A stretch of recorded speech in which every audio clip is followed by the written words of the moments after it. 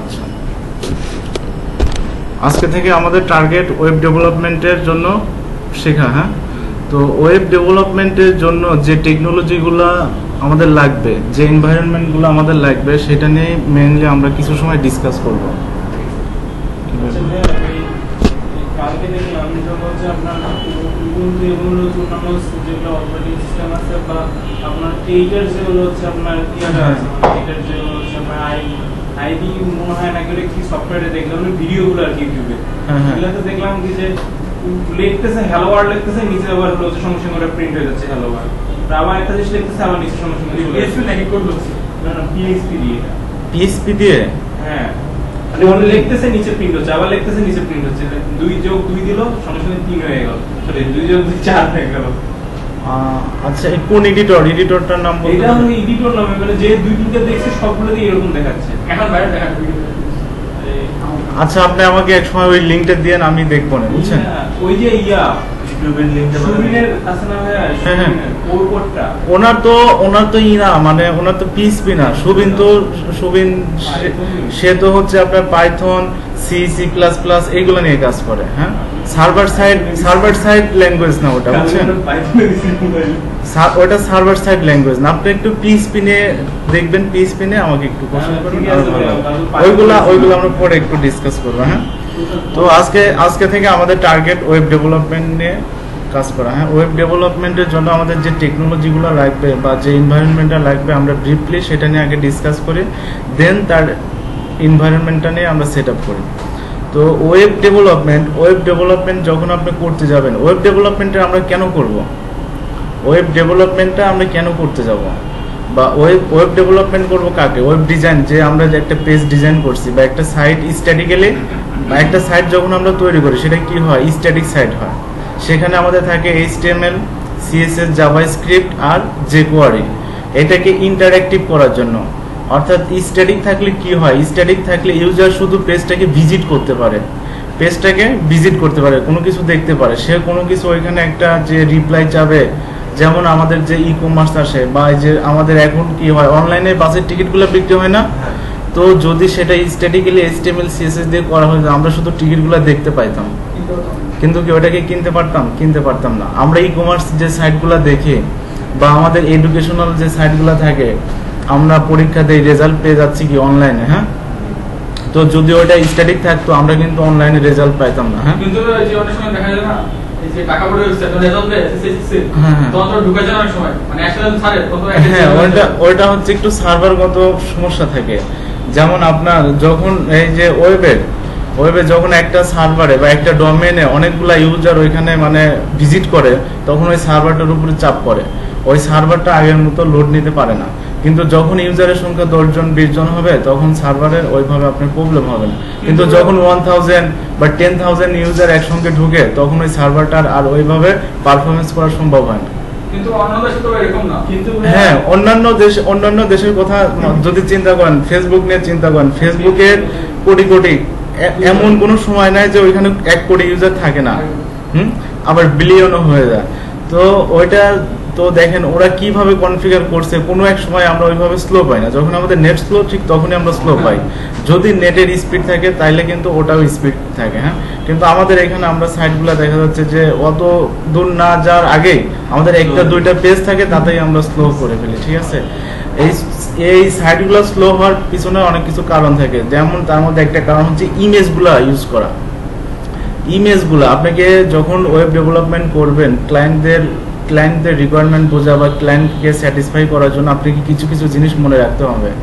যেমন সাইটটা স্লো হওয়ার প্রথম কারণ হয় হচ্ছে ইমেজ ব্যবহার করার জন্য।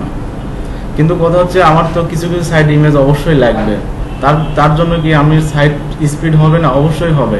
কিন্তু আপনি ইমেজগুলোকে একটু সাইজ ছোট করবেন, যেটা দেখা যাচ্ছে 1 MBPS আছে, সেটা আপনাকে কি করবেন, কিলোবাইটে নিয়ে আসবেন।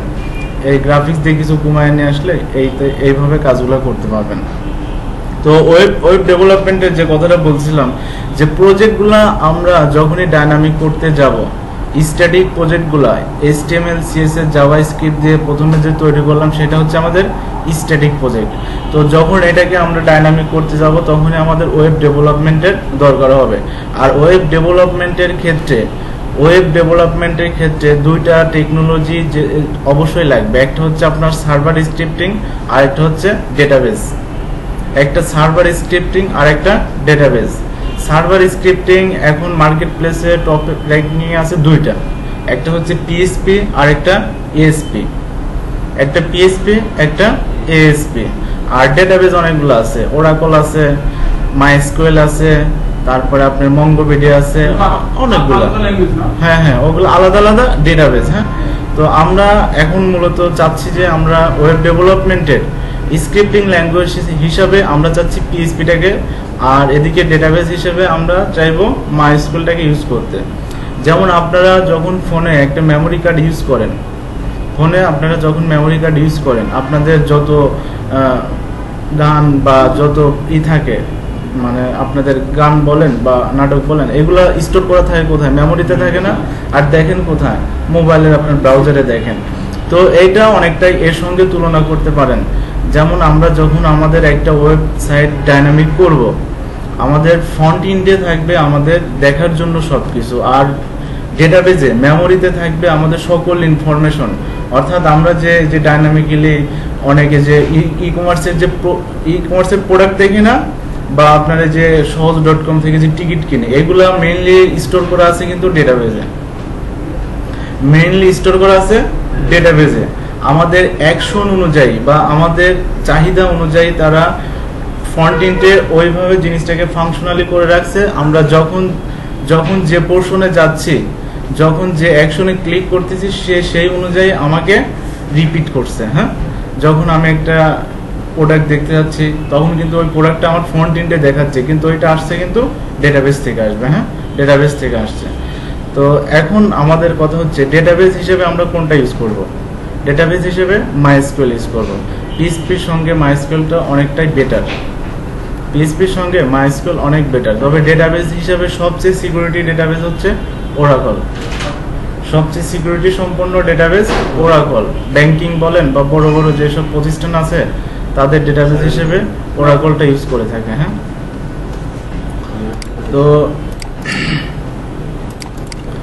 আমাদের এই পিএসপি নিয়ে কাজ করতে লাগলে, তো আমি বললাম যে আমাদের একটা সার্ভার স্ক্রিপ্টিং লাগবে আর একটা মাইএসকিউএল লাগবে। হ্যাঁ, তো সার্ভার স্ক্রিপ্টিং অ্যান্ড মাইএসকিউএল এই দুইটা অনলাইনে অ্যাভেলেবল থাকে। অনলাইনে অ্যাভেলেবল বলতে আপনি যখন একটা ডোমেইন কিনবেন বা একটা হোস্টিং কিনবেন, তো ওইখানে আপনার অ্যাভেলেবল, ওইখানে সেট করা থাকে, তাদের সার্ভারটা ওইভাবে হয়ে থাকে। কিন্তু আমরা তো এখন ওইভাবে অনলাইনে কাজ করতে যাচ্ছি না। আমরা কোথায় করতে যাচ্ছি? আমাদের পিসিতে, লোকালি। হ্যাঁ, তো লোকালি করতে লাগলে এখন আমাদের একটা ডেটাবেস লাগবে আর একটা সার্ভার লাগবে। হ্যাঁ, তো সার্ভার অ্যান্ড ডেটাবেস সম্মিলিত অনেকগুলো সফটওয়্যার আছে, যে সফটওয়্যারগুলো জ্যাম্প, ম্যাম্প, ওয়াম্প এইগুলো। হ্যাঁ, জ্যাম্পটা সাধারণত উইন্ডোজের জন্য, আর হচ্ছে জ্যাম্প হচ্ছে সকল কি বলে আপনার অপারেটিং সিস্টেমে এটা সাপোর্ট দিয়ে থাকে। জ্যাম্পটা ক্রস প্ল্যাটফর্ম, হ্যাঁ, ভেরিয়াস প্ল্যাটফর্মে এটা সাপোর্ট দিয়ে থাকে। আর হচ্ছে ম্যাপ হচ্ছে ম্যাক, অর্থাৎ অ্যাপেলের যে এগুলো থাকে আইম্যাক, ওইটার জন্য হচ্ছে আপনার ম্যাপটাই করে। আর আরেকটা ওয়াম্প হচ্ছে নির্দিষ্টভাবে উইন্ডোজের জন্য কাজ করে থাকে। আর যেটা জ্যাম্প আমরা ইউজ করব, এটা সকল ইসেই কাজ করে, আর এটাই আমরা ইউজ করব। হ্যাঁ, তো আমরা জ্যাম্পটাকে কনফিগার করি।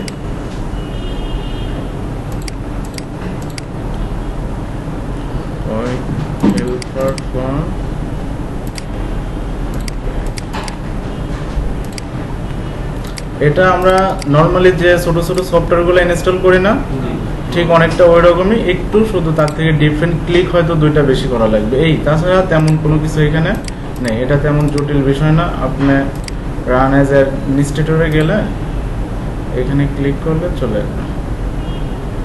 তবে ক্লিক করার সময় ইনস্টল করার সময় একটু খেয়াল রাখবেন যে স্কাইপিটা ওপেন আছে কিনা। স্কাইপিটা যদি ওপেন থাকে তাহলে একটু ঝামেলা করবে, কারণ স্কাইপের একটা পোর্ট আর এর পোর্ট হচ্ছে সেম। স্কাইপের পোর্ট আর এর পোর্টটা সেম, যার জন্য ম্যাচিং করে ই করে। আচ্ছা, এইখানে দেখেন, এখানে কি আছে? C drive jump. হ্যাঁ, যদি আপনি সি ড্রাইভে না করে অন্য কোনো ড্রাইভে করেন, এখানে গিয়ে আপনি লোকেশন দেখে দিলে অন্য ড্রাইভে ইনস্টল করতে পারবেন। হ্যাঁ, তো আমি চাচ্ছি সি ড্রাইভে করতে, সি ড্রাইভটাই সিলেক্ট থাকে। এখন এখন এটা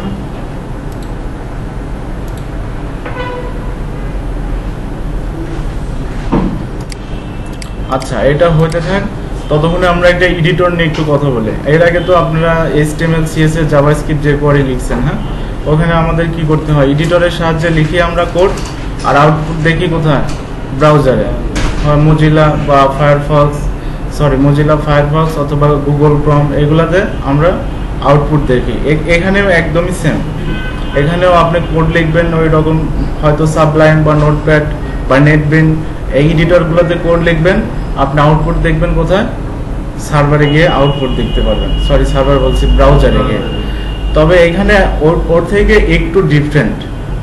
আমাদের ক্লায়েন্টের যে আমরা HTML CSS জাভাস্ক্রিপ্ট যে কোয়ারি যে কোডগুলো করছি, যে ল্যাঙ্গুয়েজ যে টেকনোলজিগুলো করছি, ওইগুলোকে বলা হয় ক্লায়েন্টেড ল্যাঙ্গুয়েজ। হ্যাঁ, আচ্ছা, ওইগুলোকে আমরা বলে থাকি ক্লায়েন্টেড ল্যাঙ্গুয়েজ। আর এখন যে PHP-টা করবো, এটা হচ্ছে সার্ভার সাইড স্ক্রিপ্টিং ল্যাঙ্গুয়েজ। ক্লায়েন্টেড ল্যাঙ্গুয়েজগুলোর জন্য সার্ভার হিসেবে কাজ করে ব্রাউজার, অর্থাৎ ওইটাকে এক্সিকিউট করার জন্য একটা ব্রাউজার হলেই এনাফ। একটা ব্রাউজার হলেই আমরা তার ফলাফল দেখতে পারি।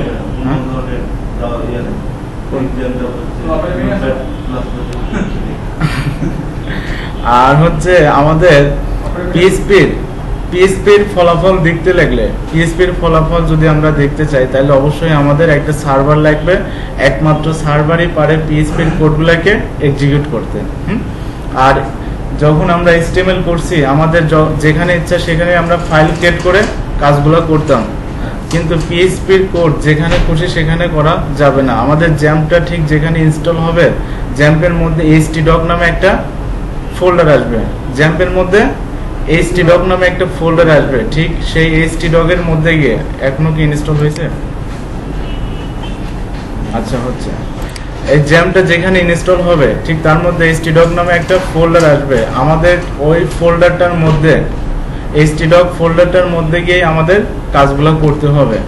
আর ক্লায়েন্টের যে ল্যাঙ্গুয়েজগুলো দিয়ে আমরা প্রজেক্টগুলো করছি, স্ট্যাটিক প্রজেক্টগুলো করছি, ঠিক প্রজেক্টটার উপরে ডাবল ক্লিক করলে, অর্থাৎ ফাইলটার উপরে ডাবল ক্লিক করলে বা সিঙ্গেল ক্লিক করলে আমাদের কি আসতো, আউটপুট চলে আসতো না, ব্রাউজারে চলে আসতো। কিন্তু এখানে আপনি ফাইলের উপরে ক্লিক করলে আউটপুট দেখতে পাবেন না। আপনাকে আউটপুট দেখতে লাগলে, আচ্ছা, ব্রাউজার আমাদের একটা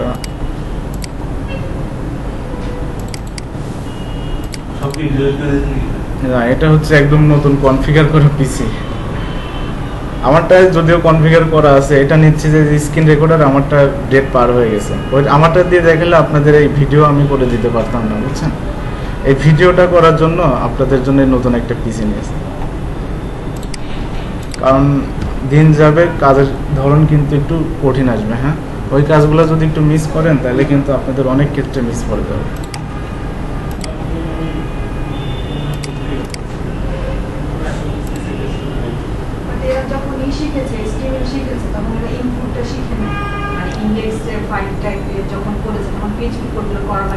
না, PHP কোড আমরা হ্যাঁ না জ্যাম্প লাগেনি।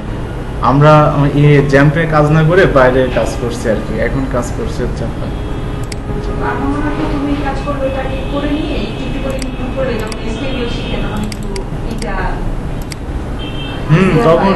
তখন হতো।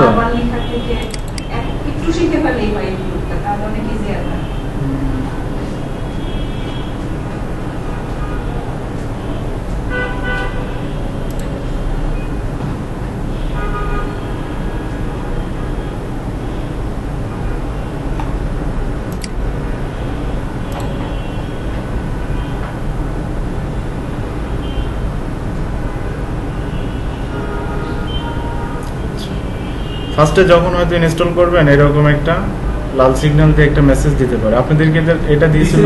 হ্যাঁ, আচ্ছা, দিলে দেখি যদি আমরা রান করি সেক্ষেত্রে কোনো প্রবলেম হয়।